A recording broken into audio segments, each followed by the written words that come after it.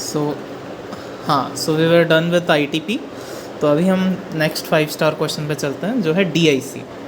DIC मतलब डिससेमिनेटेड, okay डिससेमिनेटेड, D बोल गया मैं, जो भी है, डिससेमिनेटेड इंट्रावेस्कुलर कोगुलेशन। सो जैसा नाम में है डिससेमिनेटेड मतलब कुछ अता पता नहीं है, कहीं पे भी हो रहा है, right. So that's it.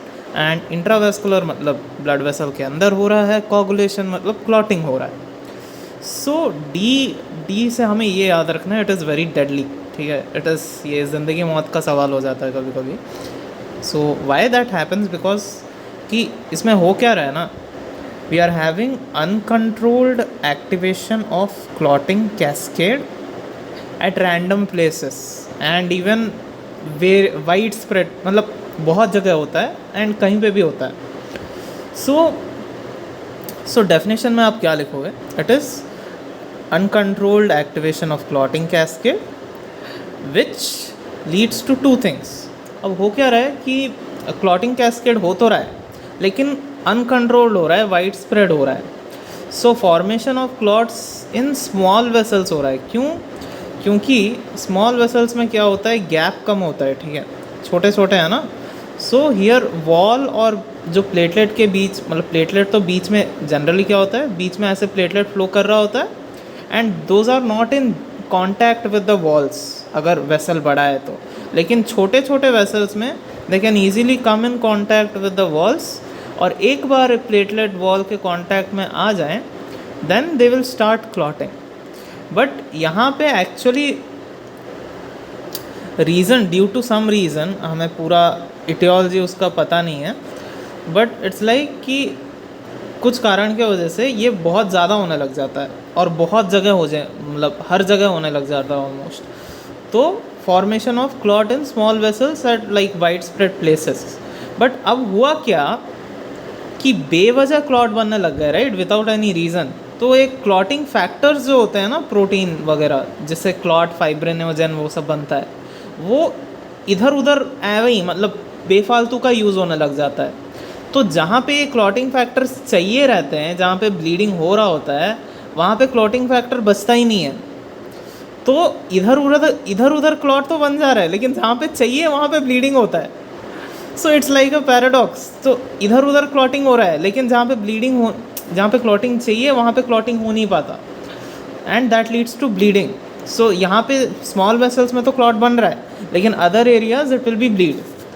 Okay, so aetiology में अगर हम आए तो उसका एग्जैक्ट कि क्यों हो रहा है, कैसे हो रहा है, उतना डिटेल में दिया नहीं है। लेकिन कब कब होता है, जब कोई सेप्सिस हो जाए, सेप्सिस मतलब बैक्टीरिया अगर ब्लड में कोई ब्लड स्ट्रीम इन्फेक्शन हो, या कोई ट्रॉमा हो जाए, या कैंसर हो रहा हो, कैंसर इधर से उधर फैल रहा हो, which is called as malignancy. Okay, so उस केसेस में ऐसा देख सकते हैं। सो अगर ऐसा हो जाए तो पैथोजेनेसिस क्या है, मतलब उसका होता कैसा है ये पूरा चीज़, कि क्लॉटिंग हो रहा है अनकंट्रोल, पूरा इधर उधर तहस नहस, ठीक है। तो उससे होगा क्या, प्लेटलेट कम हो जाएगा, क्लॉटिंग फैक्टर्स कम हो जाएंगे, जिससे होगा हमारा थ्रोम्बोसिस एंड हेमरेज साइमल्टेनियसली। अभी मैं बोला क्योंकि इधर उधर क्लॉटिंग हो रहा है, तो थ्रोम्बोसिस तो हो रहा है लेकिन इधर उधर हो रहा है, और जहाँ पे होना चाहिए, जहाँ पे कोई डैमेज हो रहा हो, जहाँ पे हेमरेज हो रहा हो, उधर क्लॉट फॉर्म होने के लिए क्लॉटिंग फैक्टर्स बचे ही नहीं रहते। सो इधर तो हो रहा है, एक साइड में तो थ्रोम्बोसिस हो रहा है, लेकिन other side there is bleeding also. So it occurs simultaneously, that is the main thing. And clinical features अगर हम देखें तो ब्लीडिंग साइट्स क्या होंगे, तो जनरली इधर ऑलमोस्ट हर जगह थ्रोम्बोसिस तो हो रहा है, लेकिन ब्लीडिंग कहाँ कहाँ होता है, you will see bleeding in mucous membrane and you will see in GIT. So you can see bloody stools also sometimes, क्योंकि GIT में bleeding हो रहा है, राइट। और थ्रोम्बोसिस कहाँ पे देखोगे, थ्रोम्बोसिस के वजह से एक्चुअली होता क्या है कि इधर उधर स्मॉल वेसल्स में थ्रोम्बोसिस हो जाएगा। थ्रोम्बोसिस हो जाएगा तो ब्लड रुक जाएगा, क्योंकि अटक जाता है ना, पूरा ब्लड वेसल्स को ब्लॉक कर देता है वो थ्रोम्बस। तो उससे क्या होगा, ऑर्गन्स तक ऑक्सीजन पहुँचता नहीं है, जिससे ऑर्गन फेलियर हो जाता है। Okay, due to those microclots. So multiple organ failure हो सकता है, एंड अगर ये चीज़ ब्रेन में हुआ तो you can have a shock, क्योंकि ब्रेन तक अगर ऑक्सीजन पहुँचेगा नहीं, it will lead to shock, right. So that's how it is. अगर ये सब हो रहा है, कोई पेशेंट तुम्हारे पास आ रहा है, तो तुम लैब में उसको डायग्नोस कैसे करोगे? So you will check for prothrombin time और ये APTT होता है, तो ये दोनों बढ़ जाते हैं। APTT मतलब एक्टिवेटेड पार्शियल थ्रोम्बोप्लास्टिन टाइम, ठीक है, थ्रोम्बोप्लास्टिन टाइम।